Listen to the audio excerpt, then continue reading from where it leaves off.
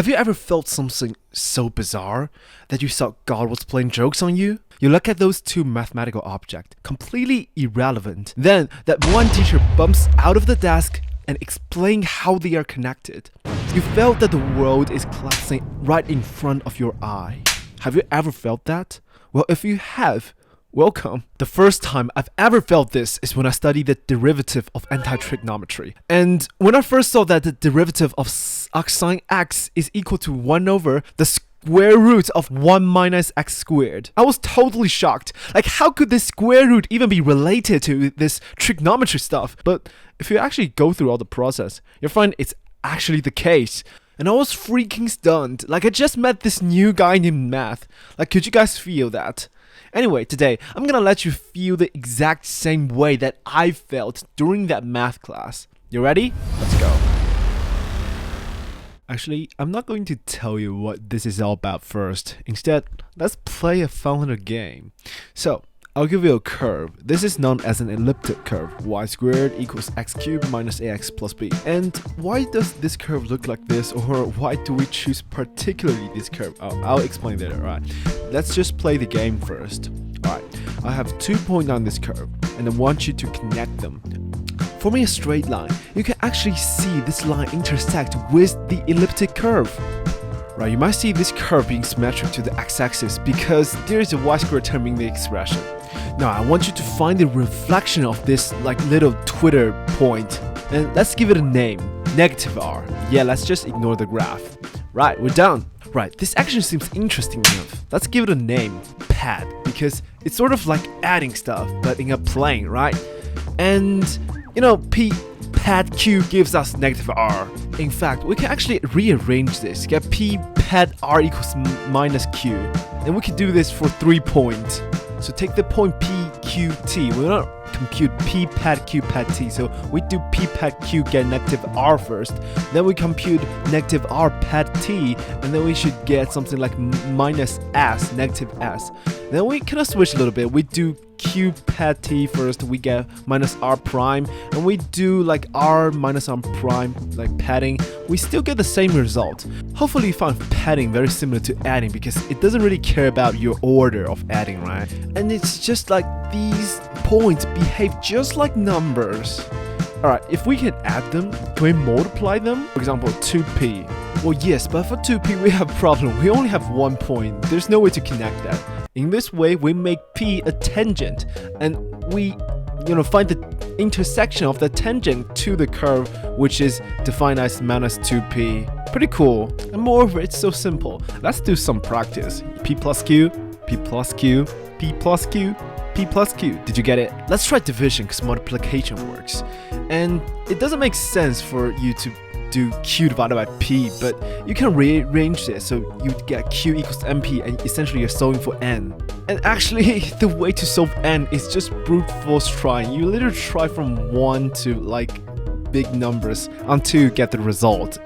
And one thing I should mention is that this is very hard for a computer to one by one try this. It's easy to do multiplication, but it's incredibly difficult to perform division to find what is q divided by p. Because we're only going through the qualitative stuff. If you actually go to calculate all the coordinates, it's incredibly difficult and involves solving cube root equation. The thing is, we just found what lies at the heart of encryption technology. Why? To give you a little bit introduction to encryption, it's basically just preventing your Snapchat message get hijacked. So first, assume Adele sends Beyonce a message. Before she sends that message, evil Sharon is waiting in the middle to hijack the piece of message. So what does Alice do to prevent that? Well, a no-brainer way is just to encrypt the message. For example, this message is just a string of number. Adele can raise this string of number to a very large value. We'll call this very large value key. So after it was exponential, evil Sharon won't be able to understand the meaning of the message unless he has these keys, which he could reverse the operation to get back to the original message. If Alice just choose a random key, Beyonce, who she wants to send message to, also does not know her key. So how can Adele and Beyonce get a both shared secret key so that the evil Sharon does not know. Remember, all Adele and Beyonce need is just a common number that evil Sharon does not know about, so they can encrypt the message. So first, Adele noticed that to calculate Q divided by P on the elliptic curve would be very difficult without hundreds and up thousands of trials, even millions. So, she can just come up with a really big number. We call it the troublemaker, and he can multiply an arbitrary point P he chooses by this troublemaker and gets the evil point Q. And what's interesting is that if she actually published this Q and her initial point P, no computer, including evil Sharons, will be able to calculate this troublemaker in like 10,000 years. Right? This is actually known as the continuous logarithm problem, if you guys are curious, but we don't need to know those fancy words named today. Alright, let's continue. So Beyonce can do the same thing, choose his troublemaker and multiply it with P and get his Q. Now, let's sum up what's happening here. So both Adele and Beyonce, they can agree on some very annoying starting points on a very annoying elliptic curve. Remembering, the reason to make it annoying is just to make it so that evil Sharon is having a really hard time, Then Adele and Beyonce choose their own troublemaker, multiply the base point by the troublemaker to get their own, legendary evil point Q. We should have one for each of them. Alright, now to arrive at the center of magic. Are you ready? First, Adele multiplied Beyonce's Q by her troublemaker, arriving at a new point L. Then Beyonce multiplied Adele's Q by his troublemaker, arriving at, you guessed it, also L. Can you guys see why? Remembering what is Adele's Q, it is just this, and Beyonce's Q is this, right? So if we multiply those Q by the corresponding troublemaker, we get exactly the same point here. And keep in mind the essence of the magic right here. The essence of the magic is that all these little points, padding, multiplying and dividing, all act just like our daily algebraic numbers. This is the only reason why we can actually arrive at the same point. If they do not act like the numbers, say if A times B does not equal to B times A, then we won't get this result.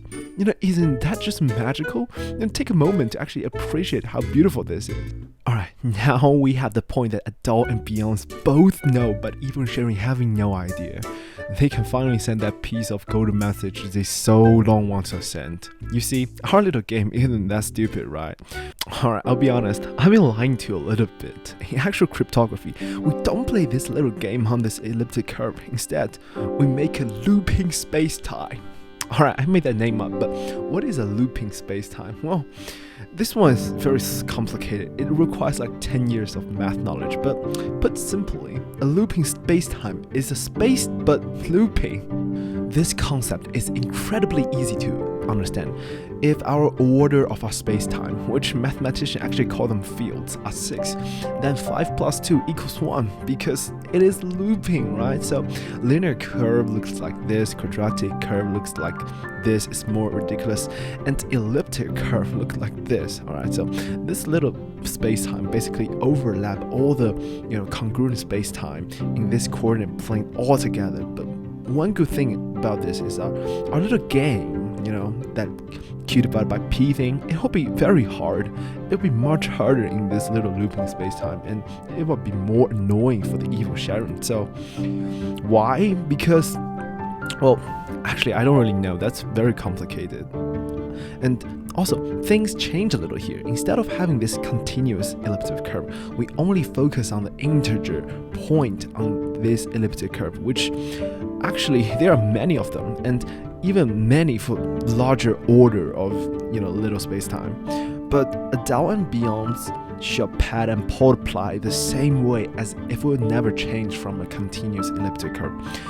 Just on the buffer version of that elliptic curve, because now it's much harder for evil Sharon to solve the troublemaker, right? And by using this, they live a happy life forever.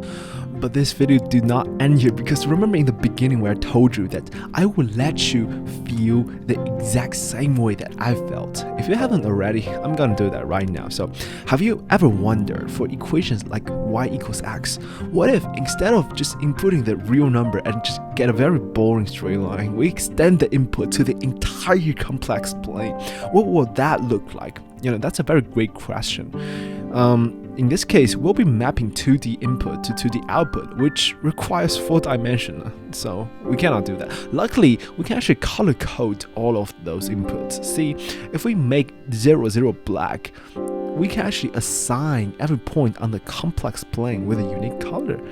And now we can plot, because the input just stay where they are, and their corresponding output will be indicated by the color. So, y equals x looks like this, and y equals x squared looks like this. Interesting, right? And what's more interesting is, here is what elliptic curve looks like in the complex plane. I mean, this is just amazing. It repeats itself sort of like a fractal, and repeat itself every parallelogram. These points are even like a sort of lattice to the whole elliptic curve, withstanding all the forces. Well, in this context, the elliptic curve is not really a curve, but we still call it a curve. It's gorgeous. Alright, here's a moment you guys have been waiting for. Do you know why in the title I said that your internet security depends on the donut? Well, first, your internet security clearly depends on elliptic curve, right? But actually, elliptic curves are just donuts. You see, this kind of repetition along these lattices allows us to actually compress the entirety of the elliptic curve into a single finite field, or space-time as we used earlier. This is literally a repeating space-time. Now, mathematician is very angry of me just making stuff simpler than they should be. They're probably being that. But this is just for understanding, alright? So, if elliptic curve is just a looping space-time, and if our stick figure literally teleport from one side to another, why don't we do this? Don't you see that? We can just wrap them around so they don't teleport, they just travel. This is a torus, and its shape is exactly like the donut. That is gorgeous. That is the reason why your internet security depends on donut, because they're essentially the same thing. Alright viewers, in the 20th centuries, Andrew Twice actually proved that all elliptic curves have this kind of lattice repeating pattern. All of them are donut, yes. And the more formal terminology here is modular, but we won't introduce that. This is actually incredibly difficult to prove, by the way. What's more, it actually proves Fermat's last theorem. If you don't know what Fermat's last theorem is, it basically states that a to the power of n plus b to the power of n equals c to the power of n. This couldn't exist for rational solution a, b, c if n is an integer greater than 2. But how is this related to the repeating pattern of the elliptic curve? Well, you see, there exists a little genius called Frey. Frey found that if there is a solution to Fermat's last theorem, we can plug that solution, the value of a, b, and n, into the elliptic curve to become something like this. And we'll find that this elliptic curve actually does not repeat itself around the lattice like all of them does. Wait, but Andrew Twice just proved that all elliptic curves repeat itself. So what must be wrong here? Yes, the thing is, there isn't even a valid solution to A and B in the first place. Ah, I see. So Fermat's solution does not exist. This is very gorgeous. Don't you feel obliterated by this kind of knowledges? Elliptic curve, at first, it's just a regular, ordinary curve to me, but who knows, he has so many secret things hiding behind him. Math is really creepy sometimes, right?